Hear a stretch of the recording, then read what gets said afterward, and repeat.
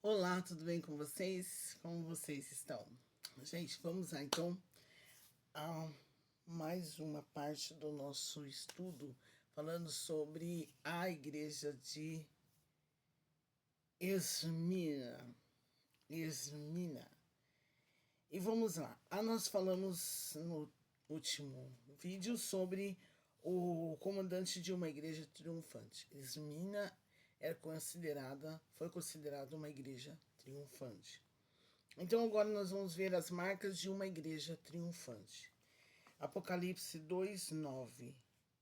Conheça a tua tribulação, a tua pobreza, mas tu és rico, e a blasfêmia dos que a si mesmo se declaram judeus e não são, sendo ainda sinagogas de Satanás. Então vamos lá. A igreja de Esmina não apresenta nenhuma advertência, não foram feitas nenhuma advertência a elas, como as demais igrejas. O que se observa são elogios para uma igreja que caminhava em triunfo, mesmo em meio à perseguição. Gozava de aprovação de Deus. Os elogios de Jesus a Esmina explicitam marcas que a caracterizavam como uma igreja triunfante. Então vamos lá. Uma igreja aprovada. Conheço a tua tribulação. A igreja foi elogiada por Jesus não por sucumbir em meio à tribulação. A igreja foi elogiada por Jesus por não sucumbir em meio à tribulação. Isso foi difícil. Os tempos eram sombrios, constantes perseguições e pressão para que os crentes abandonassem sua fé em Cristo. Muitos eram caluniados, perseguidos, presos e mortos por defenderem o Evangelho. A tribulação, todavia, não abalou a fidelidade daquela igreja, que foi fiel até as últimas consequências. Romanos 5, 3-5. Esmina foi uma igreja provada na tribulação e aprovada pelo Senhor Jesus. Então, foi uma igreja que viveu um momento difícil, mas que permaneceu firme e inabalável a sua fé. Foi uma igreja que tiveram várias pessoas e vários cristãos que tiveram a sua fé provada, mas não resistiram e permaneceram firmes até o fim. Nós vemos nos dias de hoje o que tem ocorrido com as pessoas, gente, como as pessoas têm estado tão assim, eu não posso dizer amargas, mas talvez seria isso, amargas, insensíveis, revoltosos, pessoas assim que têm estado num, tipo, qualquer coisinha que é falado, se é cristão, se é um católico, tipo assim, hoje você vê uma revolta, é assim, nítido as pessoas que não compartilham do mesmo evangelho que nós e tem uma posição tão assim terrível e fala escancarado mesmo, e você vê a perseguição, você vê os comentários nas redes sociais, como as pessoas têm se referido aos evangélicos. Ok, tudo bem, nós sabemos que tem uns que parece que tem procurado, né, ofender e fazer outras coisas para que sejam levados, sejam chamados por outros nomes e enfim outras coisas. Mas aquela igreja, mesmo com toda a tribulação, mesmo com toda a perseguição, ela permaneceu firme. Ela ficou ali, foi constante e não se abalou. Permaneceu, porque ela estava firmada em quem? Ela estava firmada em Cristo. Então, ela era uma igreja que foi considerada uma igreja aprovada, uma igreja espiritualmente rica. Nós costumamos falar, Jesus enalteceu a riqueza espiritual da igreja de Esmina, porque era uma congregação materialmente pobre, mas eles eram ricos espiritualmente. E o que é isso, ser rico espiritualmente? É você ter uma vida cheia de Deus. É você se contentar com aquilo que Deus te dá todos os dias. Muitas vezes nós queremos ter uma fartura imensa na nossa mesa.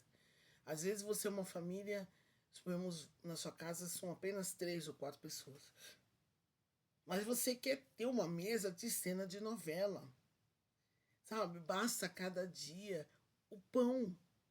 Se você está tendo as condições de você ter o seu pão para você tomar seu café, ter o seu cafezinho, porque hoje o café tá caro, ter o seu cafezinho, ter o seu leite, ter uma fruta, alguma coisa assim. Gente, se você está tendo as condições de ir sempre ali no mercado e comprar uma coisinha, glorifique ao Senhor.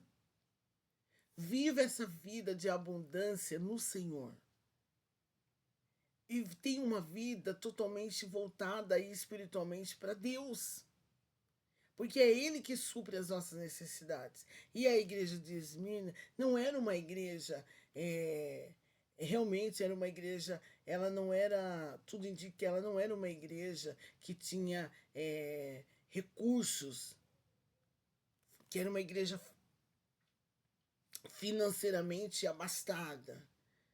Ela era, materialmente, ela era pobre, mas o vigor, a alegria, a necessidade de buscar a Deus, o envolvimento com Deus era muito maior do que qualquer outra riqueza material. É isso que nós temos que trazer para a nossa vida. Que a nossa riqueza não tem que ser material. A nossa riqueza tem que ser espiritual, porque dessa terra, dessa vida, você não leva nada. O meu pai costumava dizer isso. Quando você morre, dessa vida você não leva nada. Absolutamente nada. E até a roupa que é colocada, nem é você que escolhe. São as pessoas que ficam, que acabam escolhendo a roupa que você vai ser enterrado. E quando ele então faleceu, nós o enterramos na quinta-feira e na sexta-feira nós estávamos sentados na área aqui de casa. E eu fiquei olhando. Ali ele havia deixado o Prisma 2010. Tinha deixado um Uno 93, que agora todo mundo está enlouquecido querendo comprar meu Uno. As ferramentas, todas as ferramentas, ele tinha muita ferramenta. As roupas, sapatos, perfume, sabe, carteira, dinheiro, tudo ficou. Desse mundo ele não levou nada. E de fato a roupa quem escolheu foi minha mãe.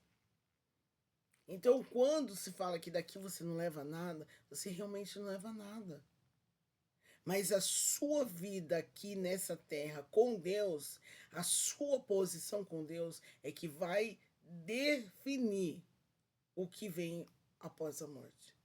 É a sua vida com Deus, é essa espiritualidade. Seja rico espiritualmente. Seja rico da graça de Deus. Seja rico da bondade do Senhor. Fazendo tudo aquilo que o Senhor deixou escrito. Sim, foi escrito por homens, mas foram inspirados pelo próprio Espírito Santo de Deus. Era uma igreja fiel à sã doutrina. Tinham as pessoas que blasfemavam e tinha as pessoas que estavam dentro ali, mas, gente, declaravam os judeus que não são judeus. O Senhor determinou esse grupo como sinagoga de Satanás. Embora fossem israelitas de nascimento, Essas pessoas não agiam como praticantes da fé judaica. Por isso é dito que são judeus verdadeiros e a sua sinagoga, que deveria ser um lugar de ensino e oração, tinha se tornado um lugar de acusação, assim como Satanás faz.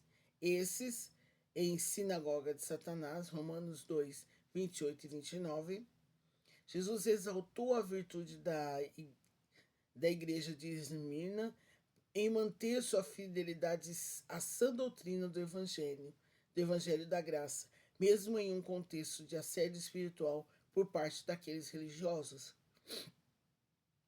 Mesmo perseguida, pobre e blasfemada, a igreja de Esmirna triunfou sobre todas as adversidades. Então, embora era criticada, embora ela fosse menosprezada e as pessoas querendo que eles mudassem as suas atitudes, os seus jeitos de ser, eles permaneceram firmes.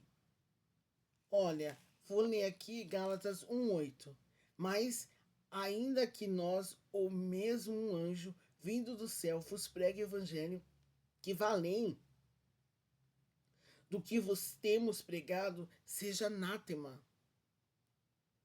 Hoje nós temos tanta.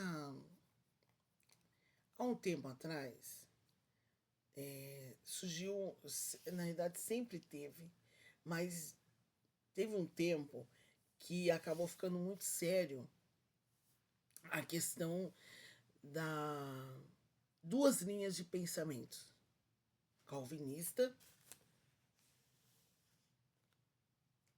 e arminianista, os arminianos.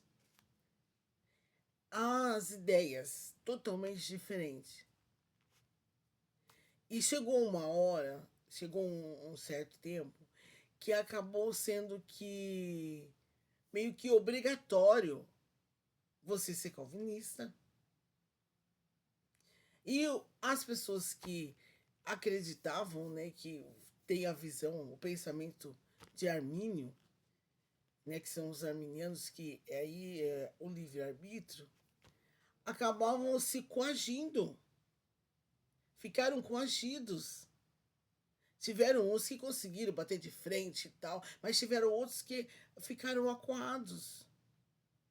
Aí eu fiquei pensando, a que ponto nós chegamos que nós temos que humilhar, nós temos que pressionar os nossos próprios irmãos para eles tomar uma decisão. E ainda quando ele tem o pensamento em falar assim, tá, eu vou acreditar no livre-arbítrio. Aí ia lá e falava assim, não, você tá errado. Nós fomos escolhidos por Deus. Nós fomos predestinados. E era uma guerra, era uma luta. E aí você acabava colocando, de vez você colocar certeza no coração daquela pessoa, você colocava mais dúvida ainda. E aí você falava assim, a pessoa falava assim, não, eu vou te provar que eu tô certo. Mas as duas linhas de pensamento, gente, sabe? Independente do que você pensa. É questão de. Eu falo assim que é a mesma questão de gosto. Cada um tem o seu. A mesma coisa na linha de pensamento, na questão da tribulação. Tem uns que acham que é antes, outros acham que é durante, outros acham que é depois. Da tribulação que Cristo virá buscar a igreja. Mas são linhas de pensamentos. Se ela vai lá e ela mostra um texto bíblico que ela acredita naquilo, que vai ser daquele jeito, que não fuja, que não venha escândalo, que não venha. Por que então eu vou ter que chacoalhar a pessoa para que ela aceite a minha posição, o meu pensamento? Então, Jesus está dizendo, e Paulo em Gálatas fala, olha, mesmo que venha pessoas que pregue, que mostre, que chacoalhe, que fale, olha, esse evangelho está errado. Você seja anátema. Fuja deles. mas permaneça naquilo que você aprendeu. Hoje nós temos muitas pessoas que lutam, que falam mal, que mostram que a Bíblia Sagrada é um livro assim que, por eles, faria aquele fogaréu e jogava tudo dentro. Mas nós estamos enraizados nessa palavra e nós temos que permanecer nela. O que está escrito aqui é verdadeiro. E nós não podemos deixar que vãs palavras, que vãs doutrinas venham nos tirar do caminho certo.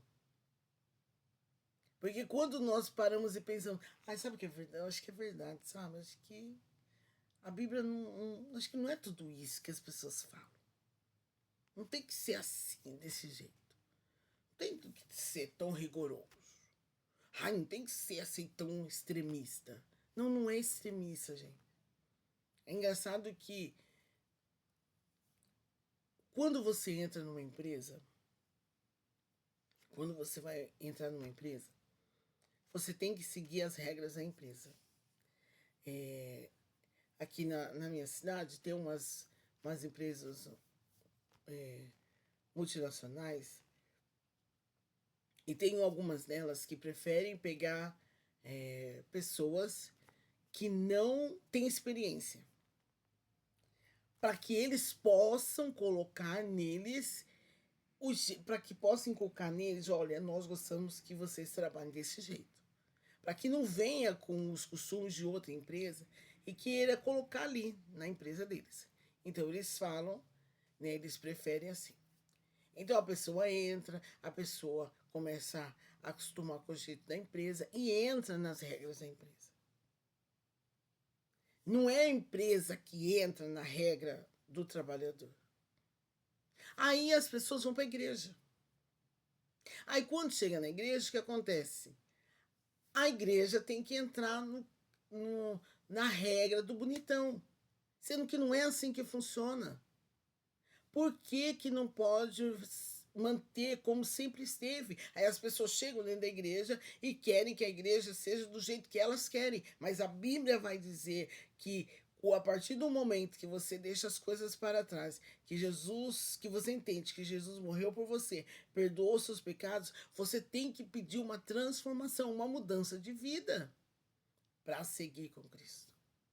E aí não é você, não é a igreja que entra no seu ritmo, mas você que entra no ritmo e na regra das igrejas. Então a igreja de Esmirna estava de parabéns com relação a isso. Eles não tinham riqueza, eles não tinham fama, eles não eram uma igreja cheia de recursos, mas eles eram uma igreja que ainda estava firme na sã doutrina, que acreditavam que Cristo, ou aquele lá, o filho de Maria e José, o carpinteiro, veio e ele era o Cristo, morreu, ressuscitou e permanece vivo para todo sempre. E a promessa é que ele um dia voltará e nos levará para morar com ele.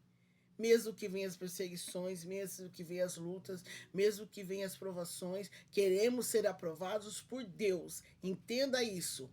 Seja aprovado por Deus.